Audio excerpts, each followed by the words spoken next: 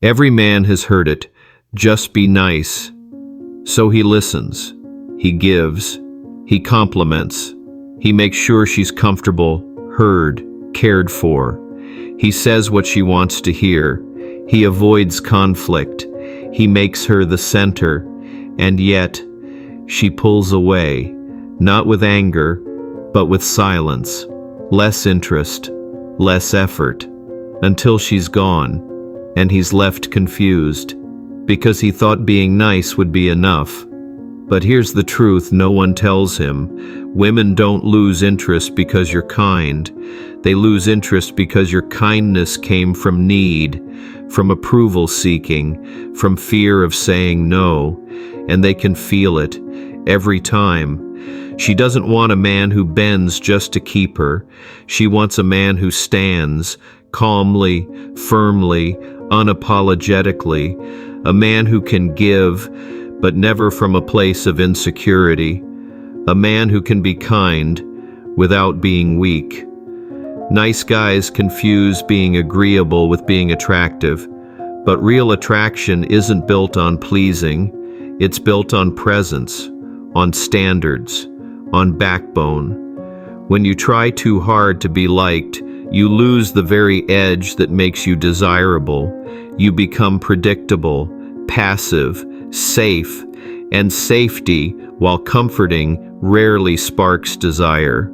Because deep down, she's not testing your niceness, she's testing your center, your conviction. She wants to feel that you won't collapse under pressure or under her. When you say yes to everything, avoid tension, and always put her first, you teach her something. You teach her that your approval of yourself depends on hers. You teach her that you'll fold the moment she withdraws. You teach her that your value comes from her response. And that's not love. That's pressure. That's weight. That's unattractive. A high-value man doesn't seek permission to exist. He doesn't need constant reassurance. He isn't rude, but he's rooted. He doesn't fear losing her because he's not afraid of being alone. And that's the shift. Because when a woman sees that your world doesn't collapse without her, she starts to take you seriously. If this is already shifting your perspective, subscribe and turn on notifications, because this is just the beginning. The nice guy gives to get. His kindness is a strategy, a transaction, a quiet hope that if he's soft enough, safe enough, agreeable enough, she'll choose him. But women feel that, and it repels them. Because true value doesn't ask to be chosen. It chooses itself. It doesn't perform. It stands. It doesn't rush to fix tension. It allows space for discomfort without losing composure. The high-value man gives from abundance, not from hunger. He can walk away. He can say no. He can hold his frame even when she pushes every emotional button she knows. And that restraint, that edge, that self-respect, that's what earns her respect in return. Respect isn't given when you agree with everything she says. It's given when you calmly disagree and don't flinch, when you hold your standards, even if it costs you her attention, when you stay rooted in who you are, even when she tests every inch of it. Because women don't test men they've already dismissed. They test the ones they might trust, the ones they might follow, the ones they secretly want to lead. And leadership doesn't come from niceness.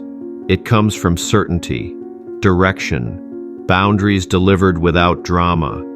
So when you stop managing her emotions, when you stop fearing rejection, when you stop asking, "Is this okay?" she starts asking, "Who is this man?" The nice guy needs to be liked. The high-value man needs to be real. He's not afraid to disappoint if it means staying true to himself. He doesn't shrink to keep the peace.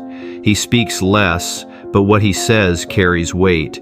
He knows that attraction without respect is hollow, and he never sacrifices one for the other. He can be warm, but never needy, generous, but never desperate, kind, but never at the cost of his self-worth. And because of that, she sees him differently. She relaxes around him, not because he's soft, but because he's solid. Not because he gives her everything, but because he gives from strength.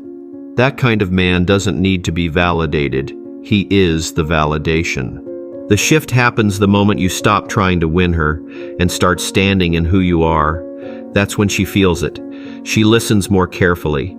She speaks more slowly. She watches your reactions. Not because you're dominating, but because you're not chasing. You've detached from outcome. You've reclaimed your frame. And in that space, respect grows. Desire follows. Because now she's not dealing with a man who adapts to keep her, but with a man she has to rise to meet. That subtle power, the kind that doesn't ask, doesn't beg, doesn't bend, is rare. And women don't forget rare. They respect it. They crave it.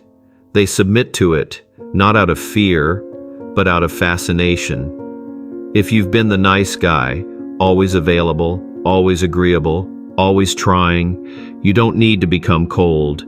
You need to become clear. Clear in who you are, clear in what you stand for, clear in what you will and won't tolerate. Because the man who's respected isn't the one who tries hardest. He's the one who needs least, who gives from strength, who walks away without hesitation when his value isn't recognized. This is the Stoic path, where we replace performance with presence, desperation with direction, and approval with authority.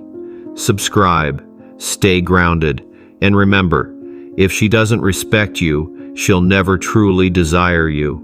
Respect is earned, not through being nice, but through being real.